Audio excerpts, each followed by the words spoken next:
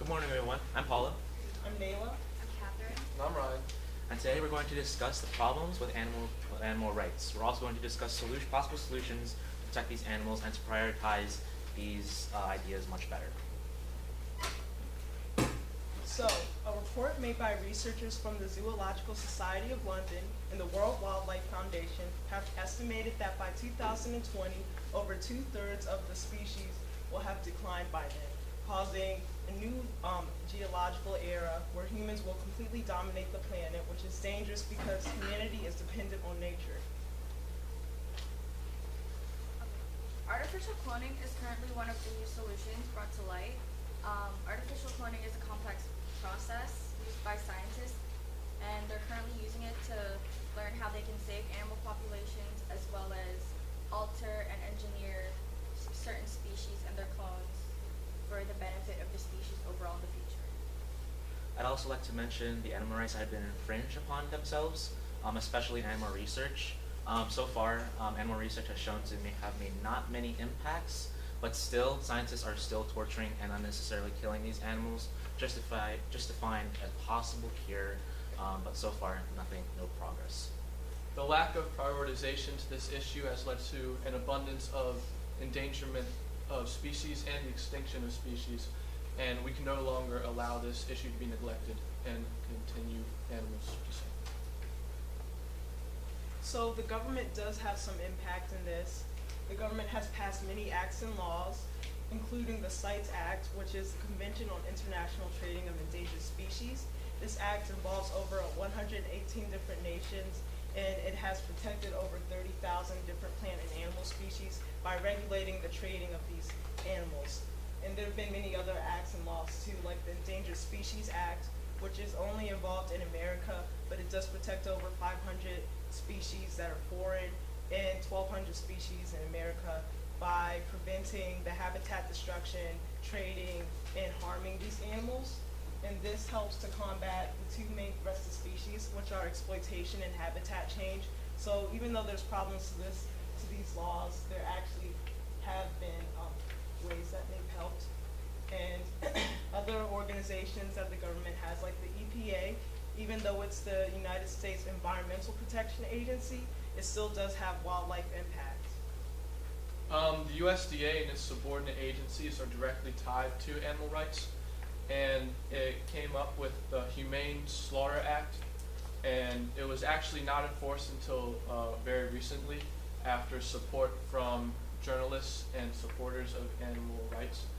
And Congress eventually made the USDA spend $5 million for veterinary specialists become humane inspectors. And by 2002, only 6 of the 900 federally inspected slaughterhouses had to go any form of reprimanding, which is a very good sign. And today, around 95% of all animals are properly stunned and killed, which is a start in the right direction, but this does not include chickens and other birds. Animal cruelty is a big part of animal rights and statistics for slaughterhouses. 10 billion animals are killed by slaughterhouses every year. That's 27 million every hour and 19,000 every single minute. And Gail Eisnitz, an investigative reporter, has leaked stories of cattle being hoisted upside down, their lower legs snipped off, their thighs and bellies cut open, and their skin stripped off, all while conscious. Other stories have rows of pigs being dragged through scalding hot water, kicking and screaming until they drowned. Now, as horrible as this might be, I'd like to put this thought into your brain. Imagine a cute, innocent little puppy being dragged through scalding hot water, kicking and screaming until it drowned. Now, if you don't like this being done to puppies, why should it be done to pigs? I'd also like to mention the animal cruelty, especially found in animal research. If you people know this organization, the People for the Ethical Treatment of Animals, or more popularly known as PETA, they have made very, very aggressive efforts in combating animal cruelty. One example that they've done is that they've actually raided scientific laboratories and taken videos, pictures, and other incriminating evidence to show how awful these animals are being treated during the animal research, even though, as I mentioned before, there might not have been significant impacts. The graph to the left depicts U.S. horses slaughtered and federally inspected by year, In the mid-1990s, the number rose to above 120,000 horses. It fortunately went under 50,000 in the early 2000s, and by 2006 it rose again above 100,000. And again, this is very odd numbers for slaughtering horses that humans typically don't even eat. To better understand the solutions to how to better prioritize animal rights protection, we must see how animal organizations have taken what they've done to protect animal rights and protect animals themselves. So as I mentioned before, I've talked about the People for the Ethical Treatment of Animals, or more popularly known as PETA. You probably all know them for their very, very aggressive efforts and, as I mentioned before, the laboratory raiding that they've done to protect to stop animal cruelty. As you can see in this picture, people will give up their dignity to just protect the animals. They also have a political influence on creating animal bills and animal laws. Another organization that I found was the American Society for the Prevention of Cruelty to Animals, or in short, the ASPCA. They, like PETA, also have a political influence in creating animal rights laws, but they also have awareness programs and humane education programs to create a larger audience and to help garner more support.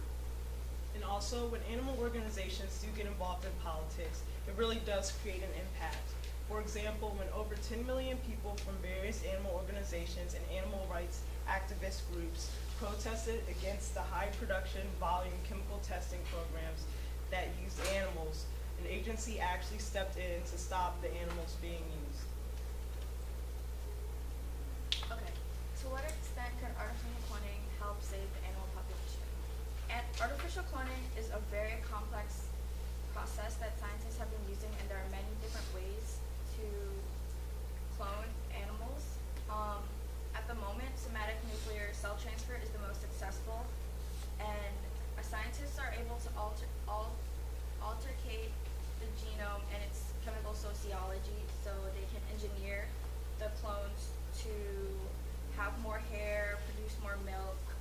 They can also remove prion protein, which can prevent diseases to the animal that they're altercating. They can also provide a resistance. They can alter the casein in the milk, and they can alter the fatty acid composition in animals. Okay. Artificial cloning is still not as successful as they would like it to be, with only 5% of cloning being successful, and endangered species only have a success rate of 1% of being cloned. Dolly the sheep was the first animal to be cloned after 434 attempts, and by these two graphs you can see that the green is their attempts to have an artificial clone being impregnated, and half of these animals survived fetal development, and only 1/4 were actually alive at the time they were born. 80% died due to fetal development and malfunction and underdevelopment of the placenta. 1% of, oh wait, I already said that, I'm sorry. And many effects because of their underdevelopment is illness, death, sociological impairment, and other birth defects. So animal rights is the main talking point for this presentation in the society today. Supporters for animal rights believe that animals are able to think, act, communicate, and form crucial relationships for themselves. Examples of this is when chimpanzees see food, they rejoice together, similar to when humans get really excited when they see their food being brought to them in a restaurant. One specific case of crucial relationships is the story of Lulu, a Vietnamese pig who lived with her owner, and the owner dropped to the floor suffering from a heart attack. Lulu was able to escape from the dog door, breaking her leg in the process, running into the street, stopping traffic, and eventually she was able to get a man to come into the house and take her owner to the hospital, and she survived. Another thing that supporters say is that scientists don't look at the ethical viewpoints for their jobs because they're afraid of the consequences that might follow their conscience. People against animal rights state that activists fill people's minds with misinformation and often have destructive methods. In an instance, at the University of Iowa campus, students actually broke into one of the laboratories and destroyed it, and that laboratory belonged to a scientist who was against animal rights. And the Animal Liberation Front actually took responsibility for that, so you could see where they're coming from. They also conclude that the beneficiaries, or the animals, are not able to participate directly in the fight for animal rights, and the participants, the humans, are not directly benefited. And they also are not peaceful in their protests, and people have actually gone to the homes of scientists and have verbally and physically threatened them. Artificial cloning is currently very difficult to implement at the moment because of ethical and religious beliefs. Many religions believe that cloning and altering any biological aspects of any living creature is an act of blasphemy, which is copying or acting as if you are God. And because of this, many governments around the world have acted upon these beliefs, and with those laws and policies, artificial cloning is heavily restricted in many parts of the world. So just go over a couple of religions because they're directly connected to animal rights. Christians, most Christians have two basic beliefs. Either they believe that God ranks above humans and humans rank above animals, or they believe that God sent animals to humans to accompany them and not be used for food. Hindus and Muslims, while very different religions, use their religious scriptures to help them come up with ideas for animal goodwill and kindness towards animals. And they also, as you know, have very strict diets when it comes to animals and meats. And Buddhism is one of the religions that actually doesn't have a problem with killing animals as long as it's justified. And Jainism is, while very out there, is the only religion to not have doctrines that limit ethical considerations, which means that there's absolutely no excuse for any animal harm or violence. So there are many different solutions to this problem. One being is just more government involvement, more laws to be passed, to make them more effective, and also to give many animal organizations and organizations that do help the wildlife, like the EPA, more funding. For animal organizations to create more impacts, they also going to need a larger audience and garner support. And with a larger audience, they'll be able to pass more laws protecting animals, or create more programs and have a stronger budget. So as you have seen, religion is directly tied to animal rights, and many of them would offer support for them. So if these organizations are not willing to support our fight for animal rights, then religious communities and the connection to them would be crucial.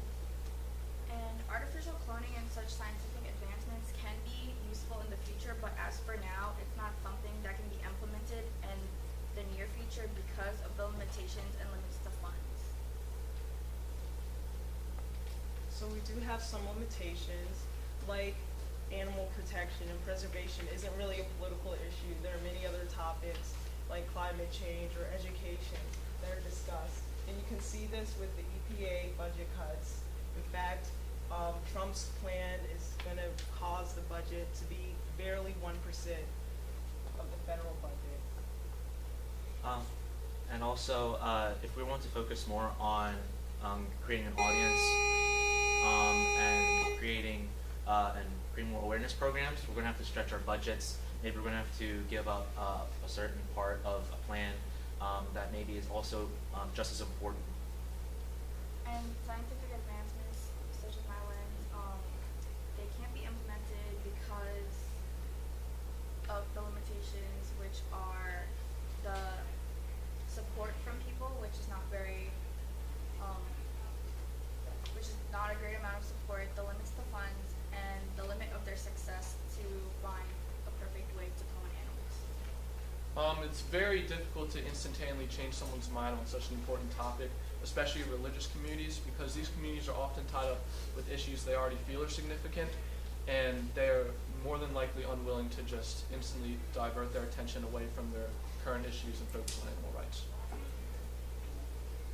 And even though we were to give more money to the EPA, then other departments like the Department of Education might have to get some money cut off. Or if we have more funding for both, then it's just gonna cause even more deficit.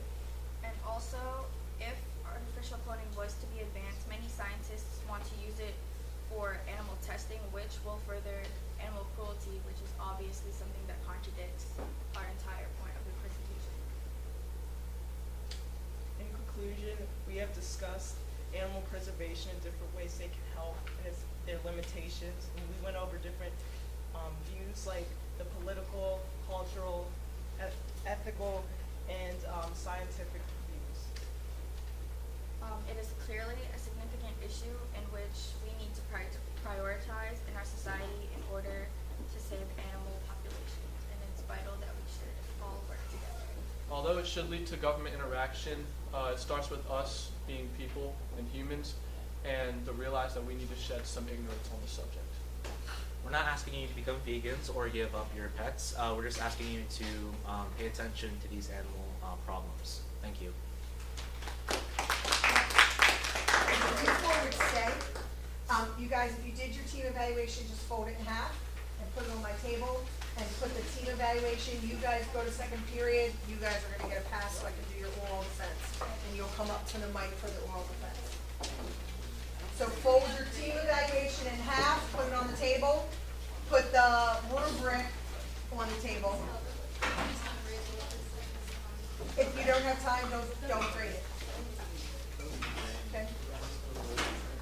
Yes, and I can write the pass. Okay? Yes. If you need a pass, sit and just wait. Okay? If you guys would come to the mic, I'll do your oral defense questions now. Okay, guys, try to keep your volume down because I'm going to be doing oral defense questions. Okay? Paulo, what research did you expect to find but did not? Well, initially I was looking for any social media relevant to protecting animals. However, there weren't many topics I could find in relation to social media. Okay. Neil, describe a contribution of a particular team member which was especially helpful. I think that Ryan's, when he was talking about the animal cruelty, and he was specifically talking about how these animals were killed in the slaughterhouses, I think it really opens people's eyes, because people just tend to think, oh, they're just being killed for meat. They don't realize that pigs are literally being like dragged across scalding hot water, and like cattle have their limbs upside down and being cut. So I think that when he's talking about these different ways, like they're literally like torture, it really opens people's minds like to the extent of the issue. Very good. Kat, if given more time, what further research would you pursue? I would pursue more research in other forms of artificial cloning because I focused solely on somatic nuclear cell transfer because it was the most successful. But if I had more time, I would also research others so I can compare and contrast each solution. Very good. And Brian, what is one possible solution your team ruled out and why? One possible solution we ruled out was the use of social media to get our points across because it has come to our attention that there are millions of people fighting for animal rights over Twitter and Instagram that don't get the attention that they deserve. So we figured we would try to go to more ambitious solutions because I feel like our ideas would just get lost in Twitter.